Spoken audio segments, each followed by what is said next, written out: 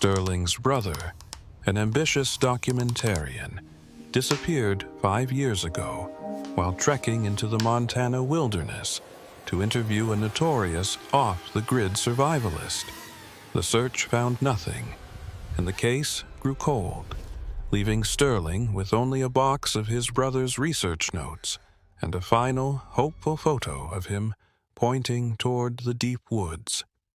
His hope is suddenly rekindled when a travel blogger sends him a link to a new drone video showing the survivalist's dilapidated cabin and, etched into the earth nearby, a strange, massive symbol, a distress signal Sterling recognizes from one of his brother's old field manuals. What that symbol truly meant was more sinister than anyone could have imagined. If you find stories of disappearance and discovery compelling, stick around to hear how this one unfolds. The email arrived on a Tuesday, a day like any other in the 5 years since Sterling's world had fractured. She was a journalist, a good one, but she stuck to local politics and city council disputes, safe stories with clear beginnings and endings. She never touched missing person cases. The irony was a constant, bitter taste in her mouth. The sender was a name she didn't recognize, a travel blogger named Ethan. The subject line simply read, "Is this related to your brother, Reed?" Her heart did a familiar, painful lurch. For years after Reed disappeared, every unknown call, every strange email had sent a jolt of false hope through her. Now, she was mostly numb to it, but her hand still trembled as she clicked the message open. The email was short. The blogger explained that he specialized in exploring remote, abandoned places with his drone. He had been flying it over a stretch of the Kootenai National Forest in Montana when he stumbled upon an old, dilapidated cabin. He knew from local talk that it might have belonged to a legendary hermit, so he filmed it. The link to the video was at the bottom of the email. Sterling hesitated, her cursor hovering over the blue text. She knew the photo by heart. It was the last one ever taken of Reed, standing on the wing of a bush plane, a big, confident grin on his face. He was pointing toward a seemingly endless sea of green pines, a leather bag at his feet. That photo was the official start of the mystery. He had flown into that wilderness to find and interview a man known only as Silas, a supposed survivalist who had lived off the grid for 30 years. Reed had been fascinated by the idea of someone completely disconnected from modern society. He thought it was a powerful story.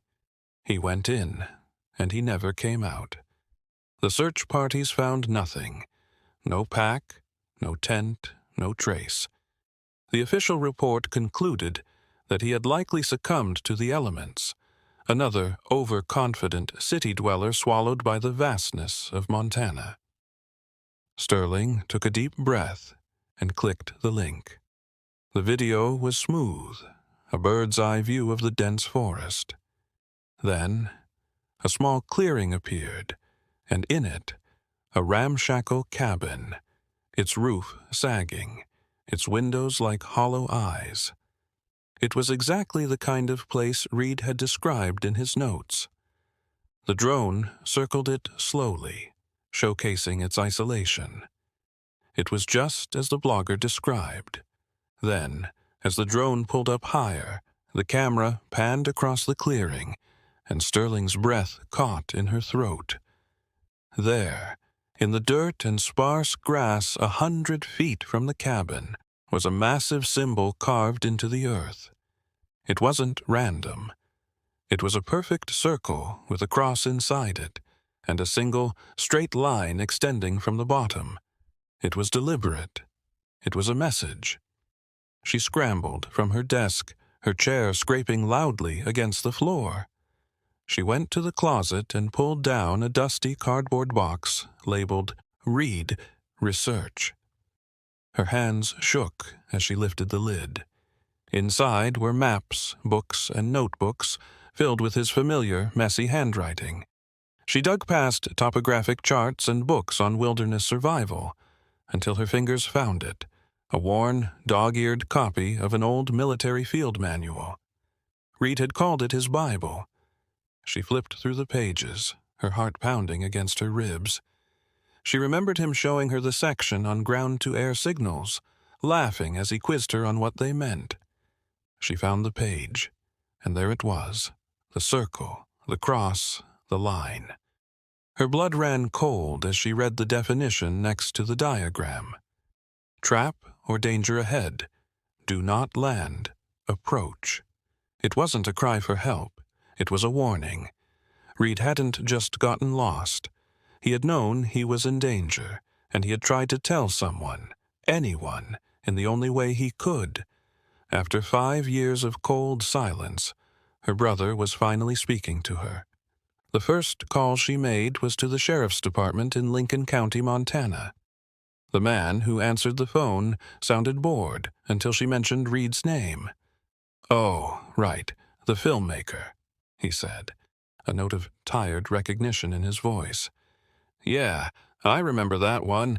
Big search. Found nothing." Sterling explained about the drone video and the symbol. She could almost hear the sheriff shrugging over the phone. "Ma'am, with all due respect, we searched that entire grid for weeks. If there was something to find, we would have found it." He wasn't being unkind, just worn down by a long career of dealing with tragedies that had no neat endings. He told her the original sheriff on the case, a man named Frank Peterson, was retired now, but he gave her his number. Frank Peterson sounded exactly like she expected, gravelly, direct, and deeply skeptical. "A symbol in the dirt?" he said after she explained the discovery. "We flew helicopters over that area for 10 days straight. We would have seen something that big." But Sterling was persistent. What if it was made after the helicopters left? What if he was alive for weeks, even months, after the official search was called off? There was a long pause on the other end of the line. "Look," Frank said, his voice softening slightly. "Your brother went looking for a ghost. Silas, if he even exists, is not a friendly man. Locals who've stumbled on his camp over the years said he's threatened them with a shotgun. My best guess is your brother got too close, got warned off, got lost trying to find his way back. It's a sad story, but not an uncommon one out here." He wouldn't reopen the case based on a YouTube video. If she wanted answers, she was on her own. So, a week later, Sterling was on a plane to Montana. She had taken a leave of absence from her job, telling her editor it was a family matter, which was the truest thing she'd said in years. She had Reed's research box with her, his maps marked with circles and question marks. The last photo of him was tucked into the pocket of the field manual. Landing in Kalispell, the crisp mountain air felt different, charged with purpose. She rented a 4-wheel-drive truck and checked into a small motel. The walls of her room were covered with photos of snow-capped peaks and pristine lakes, a beautiful landscape that had stolen her brother. That night, she spread Reed's maps out on the cheap motel bed. His notes were a mix of research and excitement. He had triangulated Silas's likely location based on a handful of second-hand accounts from hunters and hikers. The drone footage confirmed it. The cabin was right in the middle of Reed's biggest circle. She knew she couldn't go in alone. The next morning, she went to a local outfitter, a place that smelled of pine and waterproof canvas. She asked the man behind the counter for the best guide in the area, someone who wasn't afraid of a tough trek. The man, weathered and wiry, looked her up and down. "You're not a hunter," he stated. "No," Sterling said. "I'm looking for my brother." She told him the story. When she finished, the man nodded slowly and picked up a phone. "Cole," he said into it, "got someone here you should talk to."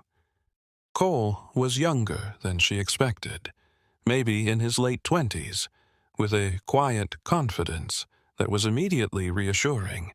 He had grown up in these mountains, and his knowledge of the terrain was encyclopedic. He listened to her story patiently, his eyes fixed on the map as she pointed out the location. When she mentioned Silas, his expression tightened. "The mountain man," he said. "Yeah, I know the stories. My grandpa claimed he ran into him once, said the man was wild-eyed, carrying an old rifle, told my grandpa he'd shoot him if he ever saw him on his land again." "Do you think he's dangerous?" Sterling asked. Cole shrugged. "I think a man who spends 30 years alone in the woods isn't looking for company. It's risky, going up there." "I have to know what happened," Sterling said, her voice firm. "I'll pay you well." Cole studied her face for a moment, then looked at the photo of Reed she held out to him. He gave a slow nod. "All right," he said. "We'll go. We leave at dawn tomorrow, but we do this my way. No risks. If it feels wrong, we turn back. Deal?" "Deal," Sterling agreed, a wave of relief washing over her. The hike was grueling. They started on a marked trail, but after a few miles, Cole led them off into the dense undergrowth, navigating by compass and the subtle landmarks of the landscape. For 2 days they pushed their way through thick forest and across icy streams. Cole was a quiet companion, but he pointed out tracks, elk, bear, mountain lion, and taught Sterling how to move silently through the woods. He spoke of the mountains with a deep respect, a respect Sterling feared her brother might have lacked. Reed had been driven by the story, by the thrill of the chase. He saw the wilderness as a backdrop. Cole saw it as a living thing, powerful and indifferent. On the 3rd day, Cole stopped abruptly, holding up a hand for silence. "We're close," he whispered. "The air's different." Sterling could feel it too. The woods had become quieter, the trees thicker, blocking out the sun. There was a sense of being watched. They moved slower now, more cautiously. Another half-mile in, they saw the first sign. A crude tripwire made of twine, connected to a bundle of tin cans high in a tree. A primitive alarm system. A little further on, they found a snare trap, cleverly hidden under a pile of leaves. "He doesn't want visitors," Cole said, his voice low. And then, through a break in the trees, they saw it. The cabin. It was just as it had appeared in the drone video, a dark shape hunched against the mountainside. It looked even more decrepit up close, the wood rotting, the chimney crumbling. There was no smoke, no sign of life. A deep, profound silence hung over the clearing. As they stepped out of the tree line, Sterling's eyes immediately went to the ground, searching. And there it was, the symbol. It was larger than she'd imagined. The lines dug deep into the earth, already beginning to be reclaimed by weeds and grass. Seeing it in person, knowing Reed had carved it with his own hands, sent a shiver down her spine. This was real. This was where it happened. Cole checked the perimeter of the cabin, his movements careful and precise. "No one's been here for a long time," he announced, pointing to the thick cobwebs covering the door. "Years, maybe." With a shared look, he put his shoulder to the door. The wood groaned in protest before splintering and swinging inward, opening into a dark, musty interior. The inside was a single, small room, and it was a portrait of a disturbed mind. The walls were covered in newspaper clippings, mostly about government conspiracies and old Cold War events. Strange, rambling sentences were scrawled in charcoal on the wooden walls. A small, cot-like bed was in one corner, a pile of furs for a blanket. Empty tins of food were stacked neatly against a wall. It was the home of a man who was organized in his chaos, meticulous in his paranoia. Sterling felt a pang of fear for her brother. What had he walked into? While Cole cautiously inspected a stack of animal traps, Sterling's eyes scanned the floor. The floorboards were rough and uneven, covered in a thick layer of dust, except for one spot. Near the back wall, under the small, grimy window, one floorboard looked slightly different. It was cleaner, as if it had been moved more recently than the others. Her heart quickened. She knelt down, her fingers brushing away the dust. There was a small notch cut into the side of the board. She slipped her fingers into it and pulled. It lifted easily. Beneath it was a dark, hollow space, and inside that space was a small canvas-wrapped bundle. With trembling hands, Sterling lifted it out. She slowly unwrapped the canvas. Her breath held tight in her chest. Inside was Reed's digital camera, its lens cracked, and tucked beside it, a small leather-bound journal. His journal. She opened it to the last marked page. The final entries were written in a rushed, frantic scrawl, so different from his usual confident script. "He found Silas," she whispered to Cole, who had come to stand beside her. She began to read aloud, her voice shaking. "October 14th. Found him. He's not what I expected. Thinner, older, but his eyes, they're like chips of ice. He let me stay, but he watches every move I make. He thinks I'm some kind of government agent." The next entry was a few days later. October 18th. This was a mistake. His paranoia is getting worse. He rants for hours about spies in the woods, about signals from satellites. I told him I just wanted his story. He didn't believe me.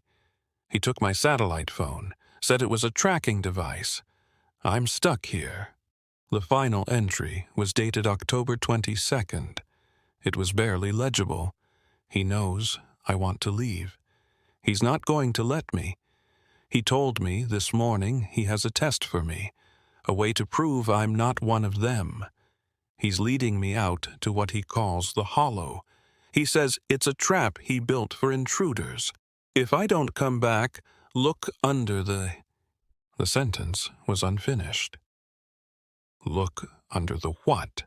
Cole asked, his voice tense. Sterling shook her head, tears blurring her vision. She fumbled with the camera, turning it on. The battery was dead. "My truck has a portable power bank," Cole said quickly. "We can charge it. Let's get out of here. Now." They didn't need to be told twice. They left the dark cabin, the weight of the journal and camera heavy in Sterling's pack. Back outside in the fading light, the symbol in the clearing seemed to mock them, a final, desperate message whose full meaning was still hidden. They made camp a few miles away from the cabin, neither of them wanting to stay close. As darkness fell, Cole got the small power bank from his pack and plugged the camera's battery into it. They sat in silence by the small crackling fire while it charged, the sounds of the forest pressing in around them. An hour later, the small indicator light turned green. Sterling carefully put the battery back into the camera and switched it on. The screen flickered to life. "There are only a few files on the card," she said, her voice tight with anticipation. The first few photos were of the landscape, shots Reed had clearly taken on his way to the cabin. Then there was a photo of Silas. He was just as Reed had described, thin and wiry, with a long gray beard and those chilling, pale eyes. He was staring directly at the camera, his expression a mixture of suspicion and hostility. Then, the last file. It wasn't a photo. It was a video, only a few seconds long. Sterling pressed play. The footage was shaky, dark. Reed was breathing heavily, clearly running. He swung the camera around wildly. For a split second, Silas's face appeared, contorted in rage. Then the camera pointed down, at the ground, showing a crude wooden trapdoor covered in leaves and dirt. A voice, Silas's, yelled something incoherent from off-screen. Reed stumbled, and the camera fell, the lens hitting something hard. The last thing it recorded was the dark, splintered wood of the trap door before the screen went black. The hollow, Sterling breathed. It wasn't a place, it was a cellar, a trap door. Cole was already on his satellite phone, his voice urgent as he gave their coordinates to the emergency dispatcher. "We've found evidence related to the disappearance of Reed Anderson," he said. "We believe his remains may be at this location. We need the sheriff's department, and tell them to come prepared." The wait was agonizing. They sat through the long, cold night, the terrible video playing over and over in Sterling's mind. At first light, they heard it. The distant thwump, thwump, thwump of a helicopter. A few hours later, a team of sheriff's deputies, led by a grim-faced Sheriff Peterson, arrived at their camp. Sterling showed him the journal and the video. The retired lawman's skepticism was gone, replaced by a steely resolve. They led the team back to the cabin. This time, the place felt different, no longer just abandoned, but like a crime scene. The deputies found the trapdoor exactly where the video had shown it to be, just a few yards from the cabin, expertly hidden beneath a thick layer of forest debris. It took two of them to pry it open. The smell that rose from the darkness below was unmistakable. It was the smell of death. Inside the small earthen cellar, they found what was left of Reed Anderson. The manhunt for Silas was one of the largest in Montana's history. With his face from Reed's camera now public, tips began to come in. He was spotted a month later, hundreds of miles away in Oregon, trying to buy supplies with old currency. He was captured without a fight. In custody, he was incoherent, rambling about a vast government conspiracy and the spy who had tried to infiltrate his camp. He confessed to killing Reed, claiming it was self-defense against an agent who was there to neutralize him. He showed no remorse. Sterling brought her brother home. They held a memorial service, not in a stuffy funeral home, but on a bluff overlooking the ocean, a place Reed had loved. She read from his journal, not the terrified final entries, but the early ones, the ones filled with passion and excitement for the stories he wanted to tell. She told the gathered friends and family about the symbol he had carved, about his final, courageous act. He hadn't died just as a victim. He had died trying to warn others away from the darkness he had found. The story she eventually wrote was the most difficult of her career. It wasn't about politics or city budgets. It was about her brother, about his brilliant, reckless courage, and about the fine line between compassion and naivety. She had found the truth, but the closure it brought was a cold comfort. The hole in her life remained, but it was no longer a void of questions. It was now a space filled with the memory of a brother who, even at the very end, was still trying to communicate, still trying to tell one last important story. So, what do you think? Reed's desire to understand and connect with a reclusive man ultimately led to his death. Was his compassion a strength that was taken advantage of? Or was it a fatal flaw? I'm really interested to hear your perspective on this in the comments below.